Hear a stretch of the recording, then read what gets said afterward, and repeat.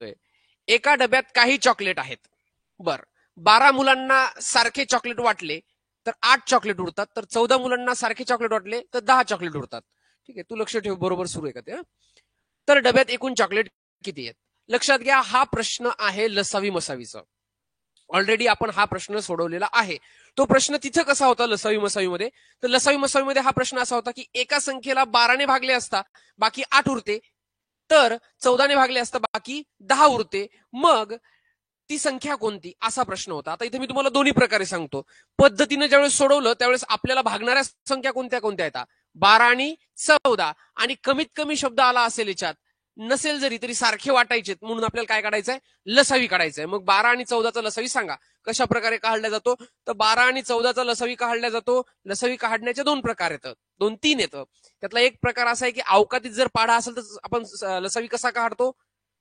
पाढा म्हणून मोठ्या संख्येचा. 14 एक 14, 12ने भाग जात नाही, 14 2 28, 12ने भाग जात नाही, 14 3 42, 12ने भाग जात नाही, 14 चूक 56, 12ने भाग जात नाही, 14 पंचे 70, 12ने भाग जात नाही, 14 सख 12ने भाग जातो, आणि हा म्हणजे 84 काय आला?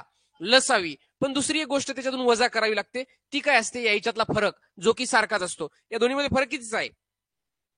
4चा. या दोन्हीमध्ये फरक कितीचा आहे? 4चा. मग तो 4चा फरक इथून वजा करावा लागतो. तुमचं उत्तर आलेलं आहे 80. हा लसावी मसावीचा प्रश्न आहे. इथे आला होता, संख्या प्रकारात टाकून दिलाय, कुठले प्रश्न कुठेही टाकलेत. आता हे झालं, पण ऐन वेळेवर सर आम्हाला लसावी आठवलाच नाही. ऐन वेळेवर आम्हाला कळलंच नाही की हा लसावीचा प्रश्न आहे का कसाचा आहे. मग कुठं जायचं? मग डायरेक्ट ऑप्शन मध्ये जायचं. 12ने भागलं, या संख्येला जर 12ने भागलं तर बाकी किती उरते? 12 पंच 60, बाकी किती उरते? बाकी उरते 10. किती उरते? 10. आपल्याला बाकी किती पाहिजे? 8. ऑप्शन कटलं. याला जर 12ने भागलं तर बाकी 8 उरते, पण लक्षात घ्या 14ने भागलं तर बाकी किती उरायली? 6. इथे बाकी किती पाहिजे? 10 पाहिजे. विषय संपला.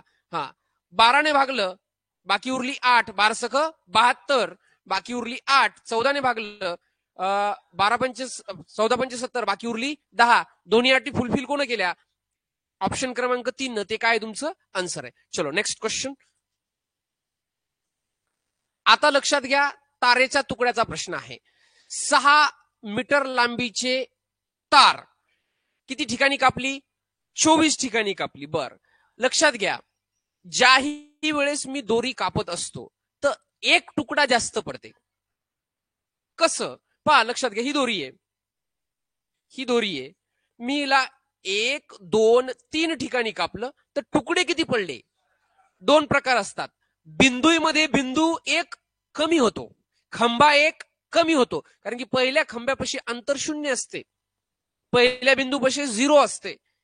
पण याच्या उलट जर तुम्ही विचार केला कापण्याचा, तर 3 ठिकाणी कापले तर भाग किती पडले पहा? 1 2 3 4, म्हणजे तुकडे किती पडत असतात? 3 तुकडे केले म्हणजे 3 ठिकाणी कापलं म्हणजे 4 तुकडे, आणि 4 ठिकाणी जर कापलं तर 5 तुकडे, 1 तुकडा एक्स्ट्रा होत असतो. याच्या उलटी गोष्ट कोणती असते मग? आताच इथं समजून घ्या. बिंदू, खांबे, झाडं, ह्या गोष्टी काय असतात? उलट्या असतात. ठीक आहे, मग आता किती ठिकाणी कापलंय? 24 ठिकाणी, बरोबर आहे का नाही? मग तुकडे किती होतील? 25 तुकडे होतील. 25 तुकडे करायचे म्हणजे 25 न काय करायचं? भागायचं. कशाला भागायचं? 6 लाच भागायचं. मी इथं 600 का नाही केलं? वाय? मी इथं 600 का नाही केलं? कारण की ऑप्शन पण वर लक्ष द्यायचं. ऑप्शन कशामध्ये येतं? मीटर मध्ये. 600 काय झाले असते? 600 सेंटीमीटर झाले असते. सेंटीमीटर मध्ये जायचं का? नाही. मग भागता का गुंता? गुंता. शाबास. बुडात काय आले? 4 9 गुणा, वर किती झाले? 24, खाली किती झाले? 100, म्हणजे 0.24, आणि मीटर तर जशाला तसं आहेच. ऑप्शन क्रमांक किती? 2. ऑप्शन क्रमांक 2. ओके, चलो नेक्स्ट. पुढचा प्रश्न पहा. एक भोवरा एका सेकंदात स्वतः भोवती 6 फेऱ्या मारतो. बर, तर 1 मिनिट 15 सेकंदात किती फेऱ्या मारेल असा प्रश्न आहे. बर, मला सांगा, समचलन आहे का व्यस्त चलन आहे? व्हॉट इज समचलन, व्यस्त चलन हे शिकवलंय. समचलन म्हणजे जर टाइम वाढला तर भवऱ्याच्या फेऱ्या वाढतील का कमी होतील? एका सेकंदात 6 मारतो, 2 सेकंद केले 12 मारते, म्हणजे टाइम वाढला तर काय वाढायलाय? फेऱ्या वाढायल्या, म्हणजे हे काय आहे? समचलन आहे. समचलनात तिरपा गुणाकार लक्षात ठेवा, आणि व्यस्त चलनात सरका गुणाकार. व्यस्त चलन कुठं असते? काळकाम वेगमध्ये. कुठं असते? काळकाम वेगमध्ये. हा, लक्षात घ्या. एक भवरा स्वतः भोवती. मग आता भवरा किती आहे? एक भवरा किती सेकंदात? स्वतः भोवती एका सेकंदात. एका सेकंदात म्हणजे आपल्याला एक युनिट भेटलं सेकंद. सेकंद किती आहे? एक. एका सेकंदात किती फेऱ्या मारतो? 6. बर, तर फेऱ्या किती मिनिटात मारायच्या म्हणते? मग इथे मिनिट लिहिता येतो का? नाही. मग 1 मिनिट म्हणजे 60 सेकंद, आणखी 15 सेकंद 75 सेकंद. किती पट झालं? 75 पट. किंवा हे किती पट झालं? 6 पट. 6 पट करा. 6 पट 150. 150चे 3 पट करा. 450 आलं तुमचं उत्तर. 450. ठीक आहे, 450. गणितात एक ऑप्शन होतं जे जोराजोरानं छाती पिटू पिटू सांगू लागलो की मी उत्तर नाही. ते कोणतं आहे? नुसतं असंच नका उत्तर काढू. 350. शाबास. कस काय बाळा? कारण येणारं उत्तर कोणत्या पाड्यात येणार होतं? 6 म्हणजे 3च्या. हे 3च्या पाड्यात नाहीये. ते कधीच उत्तर आलं नसतं. ठीक आहे, नेक्स्ट.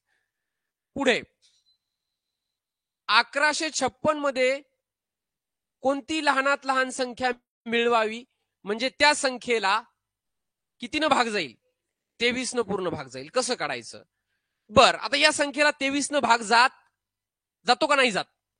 नाही जात. काऊन? जर भाग गेला असता तर संख्या मिळवायचं काम पडलं असतं का? मग ठीक आहे, मग 23 न भागणं सुरू करा. सोपा उपाय, भागाकाराचा प्रश्न आहे. 23 न भागायचं. ठीक आहे, कशाला? 1056 ला. मग भागा. हा, हे शिकवलंय मी. बाकी उरली की समजते किती टाकायचे किंवा किती कमी करायचे. हा, मग भागा.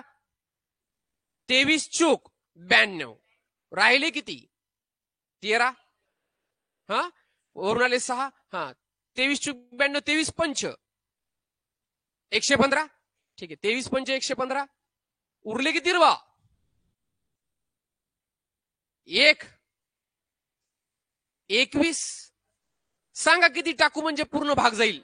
2. कस काय? भाग न जाण्याचं कारण कोणते येतं? 21. म्हणजे भाऊ येतं 23. जमीन आहे 1056. वाटायला गेलो, प्रत्येकाच्या वाट्यावर किती एकर जमीन आली? 45 एकर जमीन आली. 46 आली असती. किती असते अजुक्त? 2. कस काय? 2 असते तर किती एकर जमीन झाली असती? 23. पुन्हा हे 23 ह्या 23 जणांच्या एक एक बनून वाट्यावर गेले असते. कमी किती पडले? 2 पडले. मग बाकीवरून समजते की आणखी किती टाका लागतात. ठीक है, चलो आगे देखते हैं. साधा प्रश्न आहे, एकदम साधा. 7600 नाहीये. या संख्येतील लक्ष, हजार व दशक या स्थानावर अनुक्रमे कोणते अंक आहेत? लाखाच्या ठिकाणी कोणता आहे? त्याच्यानंतर हजाराच्या ठिकाणी आणि दशकाच्या ठिकाणी. दशकाच्या ठिकाणी कोण आहे? दशकाच्या ठिकाणी 1 हे. दशकाच्या ठिकाणी 1 हे. बस, विशेष नका लावू, डोकंच नका लावू. कुठं मोजत बसता? लाखाकडे कशाला जाता? झालं. ओके, ठीक आहे. पुढे अरे 9.5. आता काही लोकांना 6.25 याच्यामध्ये घोळ नाही बा. 1.25 म्हणजे काय असते रे? 1.25 म्हणजे पुढे असतात 25. हा, आणि पाऊन म्हणलं तर मांग असतात. 1.25 म्हणलं की पुढं, पाऊन म्हणलं की माग. याच्यामध्ये लोकांचा घोळ आहे, तर घोळ आपण दूर करून टाकू आता. ठीक आहे, बघूया. हा, आता 9.5 म्हणजे 9,500. 9,500. ओके. पावणे. पावणे म्हणजे कमी का जास्त? पावणे आले की घरचं रुपया कमी होतात. कमी. हा, ठीक आहे. 19.5 म्हणजे 19,000 कमी येतं. पण किती कमी येतं? 250 रुपये.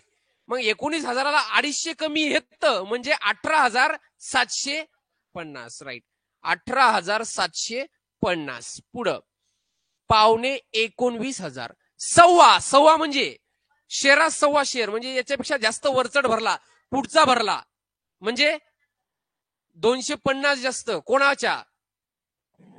59,000. 59,000 हे उत्तर आहे. 59,000 किती 59.5 म्हणजे 5,9 हे झाले 59 आणि 6 म्हणजे 250. पहा मी 9 उत्तर काढता कसं काय काढलं, कारण की पाव आणि पाऊन कंप्लीट तयार होतात 1000 आणि शेवटी किती उरणार येतं 500. एकच ऑप्शन आहे ज्याच्या शेवटी 500 येतं. तुम्ही बसले बेरीज करत, बेरीज करायचं काम नाही. इथंच कळालं पण जाऊ द्या, करून घ्या बापा. 0 5 आणि 5 10 हातचा आला 1 7 आणि 3 10 आणि 5 15. बस एवढं उत्तर कळालं का? सगळी बेरीज करता नाही, सगळी बेरीज करायची नाही. ऑप्शन क्रमांक कोणतं उत्तर आहे लक्ष ठेव, नाही एखाद्या वेळेस मी भावनाच्या भरात वाहून जाईल तिकडं. मग काय सांगता येत नसते गणित सोडवता मी लय वाहतो. 2 संख्यांची बेरीज 44 आणि वजाबाकी 4 आहे, तर त्या संख्यांचं गुणोत्तर किती? जशाला तसा प्रश्न आहे. गुणोत्तर नावाच्या चॅप्टर मध्ये मोठी संख्या काढायची, काय करसाल? बेरीज. लहान संख्या काढायची, काय करसाल? वजाबाकी. आणि भागसाल कशानं? 2 राईट. मग काय काय दिलेली आहे? बेरीज दिलेली आहे 44 अधिक 4 म्हणजे 48 भागीला 2 म्हणजे 24. ही कोणती संख्या आली? मोठी. त्याच्यानंतर 44 वजा 4 म्हणजेच 40 भागीला 2 ही कोणती आली? लाईनी. आणि याचं काय घ्यायचं? गुणोत्तर म्हणजे 6 5. ऑप्शन क्रमांक 2.